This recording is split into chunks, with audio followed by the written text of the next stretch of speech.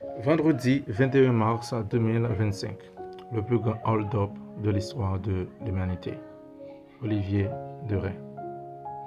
Aujourd'hui, nous allons parler argent et chrétien. On entend tellement de chrétiens parler à propos des finances sans avoir une réelle connaissance de ce qui se passe dans les systèmes de ce monde. Deutéronome 10, verset 14. Voici, à l'Éternel, ton Dieu, appartiennent les cieux et les cieux des cieux, la terre et tout ce qu'elle renferme. Psaume 50, versets 11 et 12. Je connais tous les oiseaux des montagnes, et tous ceux qui se meuvent dans les champs m'appartiennent. Si j'avais faim, je ne te le dirais pas, car le monde est à moi et tout ce qu'il renferme. Voici une série de questions auxquelles tellement de chrétiens n'ont jamais pensé. Qui est le créateur de la terre? Dieu. Qui a mis les ressources naturelles dans la terre? Or, pétrole, diamant, Dieu. Qui est le propriétaire des ressources naturelles de la terre? Dieu. Qui gère la grande majorité des richesses de la terre depuis la chute d'Adam? Les enfants de Dieu ou les enfants du pire ennemi de Dieu, c'est-à-dire le diable. Évidemment, les enfants du diable. Qui n'est jamais choqué par le pillage perpétué par les enfants du pire ennemi de notre Père céleste? Les enfants de Dieu. Étonnant, non? Les enfants du diable pillent les richesses de notre Père et nous disons Amen. Beaucoup d'enfants de Dieu insultent même des prédicateurs ou des businessmen chrétiens qui ont de grandes richesses.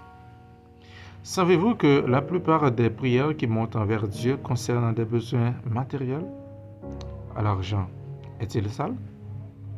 Les païens ont les médias, les banques, les mines, les usines, et la liste est longue. Et les chrétiens, les enfants de Dieu, ne s'en rendent même pas compte ou sont fatalistes.